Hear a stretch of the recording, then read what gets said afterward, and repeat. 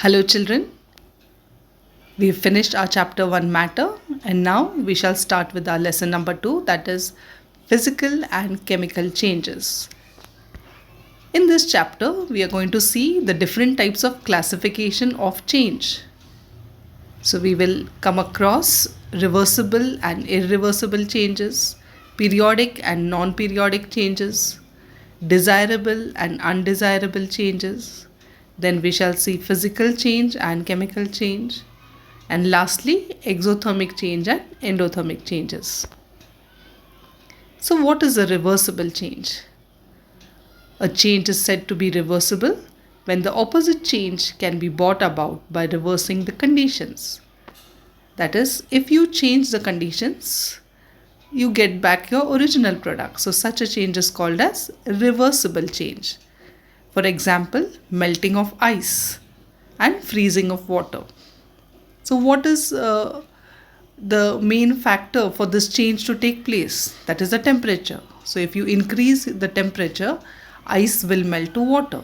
And if you decrease the temperature, water will get frozen back to ice. So, such change where you can get your original product back is called as reversible change. Naturally, what will be the irreversible change? It's going to be a change in which the opposite change cannot be brought back by reversing the conditions. So, if you reverse the conditions, you cannot get back your original product. So, that time, such a change is called as irreversible change. Example, if you take sugar and start heating it, okay, initially it will change color and later it will start browning, liquefying and turn into a black solid mass of carbon. So, if you remove the heat or even if you induce cooling into this, you cannot get back your original product. So, such a change is called as irreversible change. Next, we shall see the periodic change. Now, in this case, the time is important for the change. So, periodic change is that change which takes place at fixed intervals of time. So, at a particular time, if a change is taking place, that change is called as a periodic change. Example, we can see swinging of a pendulum. So, you will see that the pendulum will have a to and fro movement at a regular interval of time. That is why it is used in wall clocks. Also, we see the different phases of moon, the waning phase and the waxing phase. So, we get a new moon, it keeps on growing up to give us full moon and it keeps on decreasing to give us the new moon again. So, such changes are called as periodic changes. These changes will reoccur at a given after a fixed interval of time or at a given time. So, what is non-periodic change? So, it is any change which does not depend upon the time or the time interval. So, a non-periodic change is that which does not take place at fixed interval of time. So, most of the changes that we have come across are non-periodic changes, that is melting of ice, boiling of water, or curdling of milk. So, this depends on factors like heat or any other chemical reaction. Like the first two reactions that we can see on our screen are induced due to heat, whereas curdling of milk is due to adding of vinegar or adding of citric acid. So, such changes are called as non-periodic change. Now, children, we'll see what is a desirable change. What is desirable? Something that we will want or something that we desire. So, any change that is favorable to us, any change that is useful to us is called as a desirable change. For example, digestion of food.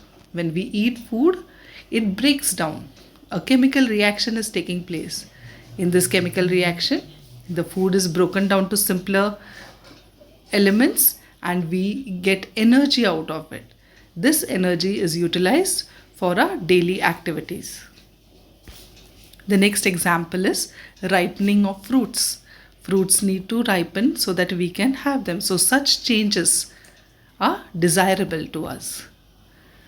Also, growing of plants or germination of seeds is a desirable change. So now the next change, that is undesirable change. So by the word itself we will realize that this change is not that we like or we want to have it. It could also be harmful to us at times. So the changes that are harmful to us are called as undesirable change. For example, rusting of iron, rotting or spoiling of food, earthquakes, and volcanoes, eruption of volcanoes. These changes do take place. Okay, so let's see the first change, that is rusting of iron. When iron rusts, iron grows weaker and it is not good for that metal. So where do we use the metals? It is used in our infrastructure at different places. So we desire good quality iron and steel. So if it is getting rusted, it's going to weaken over a period of time. So such change is harmful or it is undesirable to us. Rotting of food makes the food unedible. So this change is not desirable to us. Similarly, if there is an earthquake, it causes a lot of physical changes, breaking of roads. Definitely, such changes are not desirable to us, so it will be categorized as undesirable change. Similarly, with eruption of volcanoes. So, these are some of the undesirable changes. The next, we will see what is a physical change and chemical change. So, first, the physical change. A change in which no new substances are formed and which can be reversed by reversing the condition is called as physical change. So when a particular change takes place and we do not get any new substance, new compounds, okay, like if you freeze water, you're going to get ice. Ice has the same chemical formula H2O as that of water. So there is no new substance that is formed in this case. So such changes are called as physical changes. So melting of ice, similarly, as I said, forming of ice, now melting of ice is also a physical change because the water can be collected into a cube and we can solidify it again into a ice cube. Vaporization of water is also a physical change. We can collect the steam and the steam can be converted into water again. Glowing of bulb is also a physical change. Thermal expansion of solids. We know that if a metal ball is heated, it expands. Then as shown in the figure, it will not be able to pass through the ring. But on cooling, it will be able to pass through the ring. So this is a temporary change. So thermal expansion of solids is also a physical change. Now let us see what is chemical change. So in physical change, we said that no new substance is formed. So definitely that will be the opposite over here. So a change in which a new substance is formed and which cannot be reversed by reversing the conditions is called as chemical change. So chemical change, first thing what? We get a new substance that is formed. A new substance is to be formed and we cannot get back the original product by reversing the conditions. So by reversing the conditions, we cannot get back the original products. Then such changes are called as chemical changes. Let's see some examples. First one, combustion.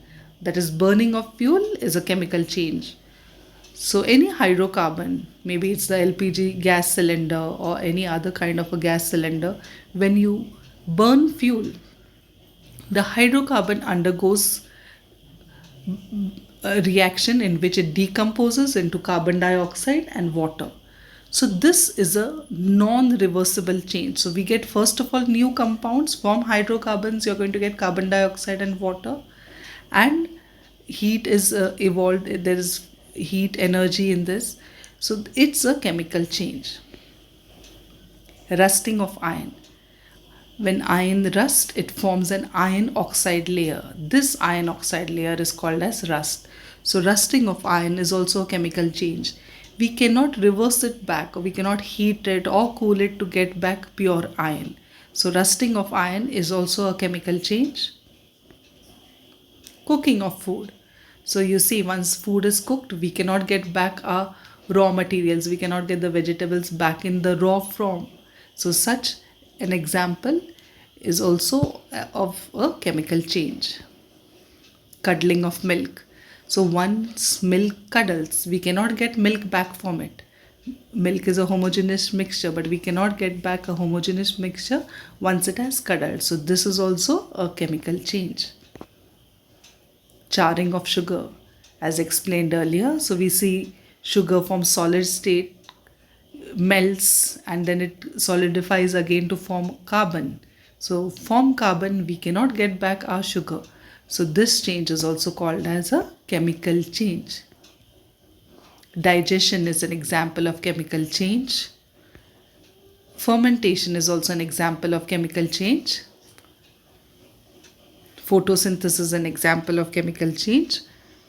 Here we see that in presence of light, plants prepare their food. So this process is also irreversible and it's called as a chemical change because new compounds are formed, new substances are formed. Respiration, that the air we breathe in is used to break down the food that we have eaten and generate energy for the body. So this reaction is also a chemical reaction.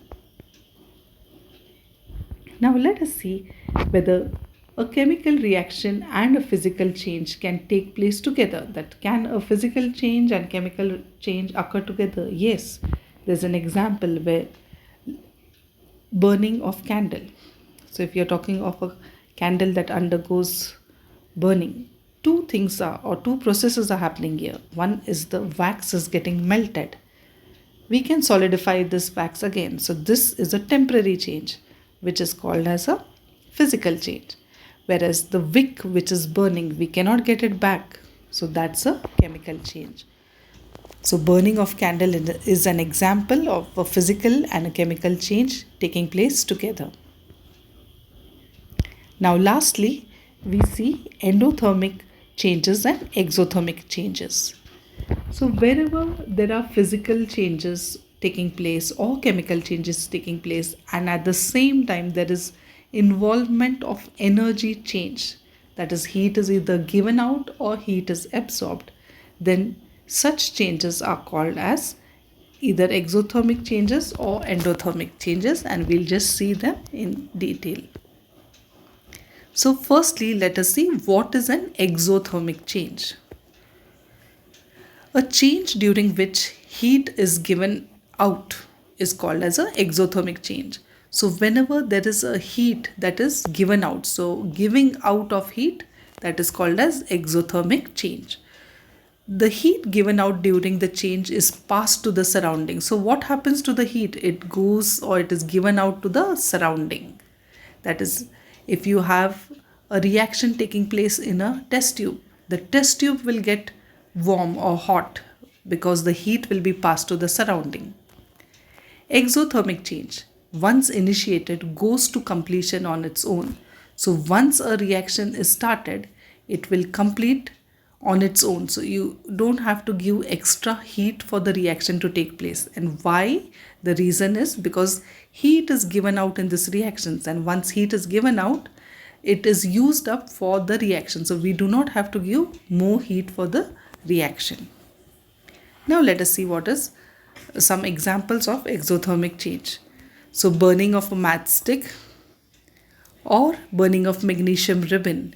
These could be examples of exothermic changes. Here, light and heat energy is also given out, which we can see. Steam evolved during heating. Okay, it evolves heat and the liquid gets condensed. So steam gives out heat and the steam gets condensed. So this is also an example of exothermic change. Now let us see examples for endothermic change. A change during which heat is absorbed or taken in. So the heat that is absorbed, from where will it be absorbed? Naturally, it is going to be absorbed from the surrounding. And it causes a cooling effect from the surrounding. endothermic changes continues only till energy is pumped in. So if you are providing energy, maybe in form of heat or maybe in form of light, only then the reaction will take place. The moment you stop giving energy, it will stop. Why? Because in this reaction heat is absorbed, heat is taken in. It needs heat for the reaction to take place. It gives a cooling effect to the surrounding, but it needs heat for the reaction to take place. So when heat is absorbed or taken in, such reactions are called as endothermic reaction, and such changes are called as endothermic changes. Let's see example, that is melting of ice and boiling of water. Now we see one more change. If you take glucose and add water to it, what we find? We find that it gives a cooling effect on the glass. Even if you have not added cold water or ice to the mixture, the glass feels cold. It feels cool. Why? Because it's an endothermic change. Let's summarize whatever we have done today. So we have first seen the classification of change, the different types of classification of change. In that we have seen reversible and irreversible changes, periodic and non-periodic changes, desirable and undesirable changes. Then we have seen the physical and chemical changes. And lastly, we saw the endothermic and exothermic change. I hope that all the explanation is clear to you and you understand this lesson very well. Thank you.